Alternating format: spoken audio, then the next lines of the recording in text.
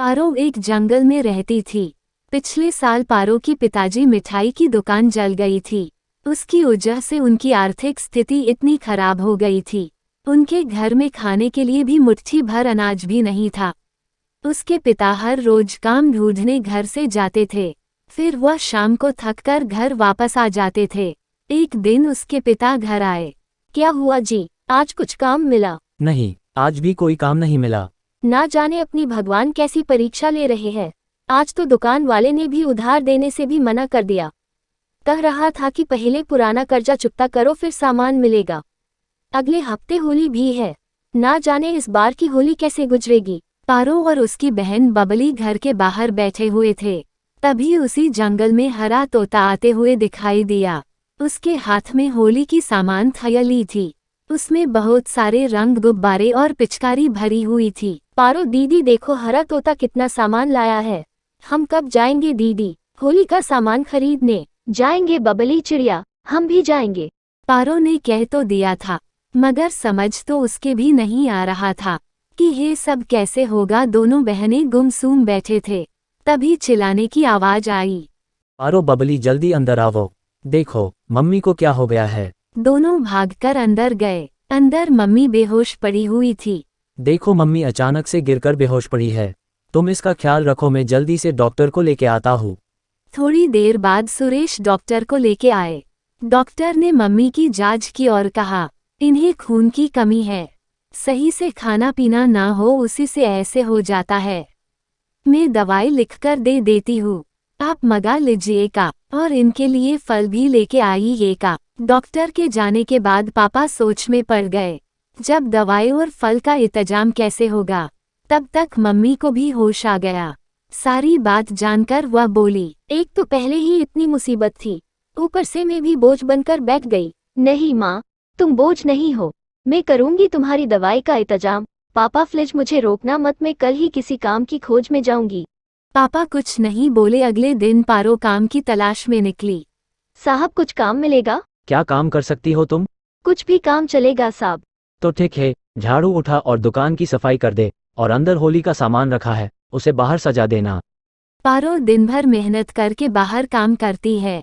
जब दुकान बंद करने का समय होता है तब वह दुकानदार के पास जाती है और कहती है, साहब कुछ पैसे मिलेंगे? अरे अभी तो काम का एक ही दिन हुआ है और तुझे अभी पैसे चाहिए? क्या तुम कुछ नशा वशा तो नहीं करती ना तुम? नहीं साहब, घर में माँ बीमार है, उसके लिए दवाई और कुछ फल खरीदने हैं। दुकानदार को पारो को बातों पर सच्चाई नजर आई। वो उसे कुछ पैसे देते हुए बोला, ले ये कुछ पैसे है, ले जा और कल सुबह जल्दी आ जाना, होली के कारण ग्राहकों की भीड़ बढ़ती जा रही है। पारो दवाई और फल खरीदकर घर जाती है। सामान देखकर माँ रोते समय उसकी तरफ देखती है। उस दिन से पारो काम करने लग जाती है।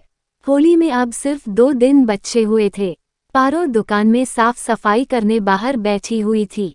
तभी कुछ चोर चोर चोर ऐसी आवाज सुनाई दी। चोर चोर चोर, पकड़ो पकड़ो। पारो ने देखा उस पंडित का थैला लेकर भाग रहा था। पारो ने आप देखा न ताप इस चोर के पीछे उड़ने लगी। उड़ते उड़ते वो चोर के करीब आ गई। चोर ने देखा कि एक चिड़िया उसके करीब आ गई है, तो उसने थैला पारो के सिर पर मारा। उसका सर फट गया, लेकिन फिर भी पारो ने उसका पीछा नहीं छोड़ा। वो उड़ते हुए पारो ने उस चोर को मारा और वह चोर नीचे गिरकर मर गया। इधर पारो के सिर पर लगने के कारण वो बेहोश हो गई थी। पारो को जब होश आया तो वह अस्पताल में थी। अगले दिन पारो घर आई तब, दीदी कल होली है, आपने तो कहा था हम भी होली का सामान खरीदेंगे। बोलो ना दीदी, हम कब जाएंगे? पारो के आंखों में पानी आ गया। दुकान के मालिक से तो मैंने पहले पैसे लिए थे, माँ के दवाइयों के लिए।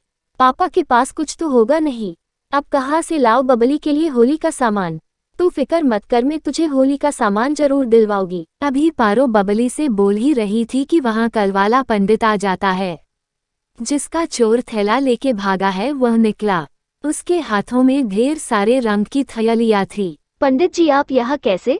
बताता हूँ, पहले अंदर तो चलो। वह पंडित पारो और बबली के साथ अंदर आते हैं। पारो के माता पिता से मिलते हैं। कल पारो के वजह से बर्बाद होते होते बचे हैं। जिस थैले की पारो ने चोरी होने से बचाया है उसमें हमारी मंदिर की कागज थे और मूर्ति के गहने थे। जिसकी कीमत 10 से 15 लाख थे। आखिर वह चोरी हो जाते तो मैं बर्बाद हो जाता। पारो ने हमें बर्बाद होने से बचाया है, तो इसलिए हमारा भी उसके प्रति फर्ज बनता है। तो मैंने पारो और बबली के लिए कुछ रंग और पिचकारी लाई है। और भाई साहब, आपके लिए हमारे मंदिर में सुपर पोस्ट की जगह खाली है। आप कल से काम पे आ जाना, और आपकी पत्नी की जिम्मेदारी भी हमारी है। और आज से पारो दुकान से काम करना बंद। पारो के पिता के आंखों में आंसू आ गया। आज उन्हें अपनी बेटी पर गर्व महसूस हो रहा था, और हो भी क्यों ना आज ये सब अपने बेटी के बदौलत ही मिला था। उधर पारो भी बहुत खुश थी कि होली एक साथ ढेर सारी खुशियां तो दे दी थी।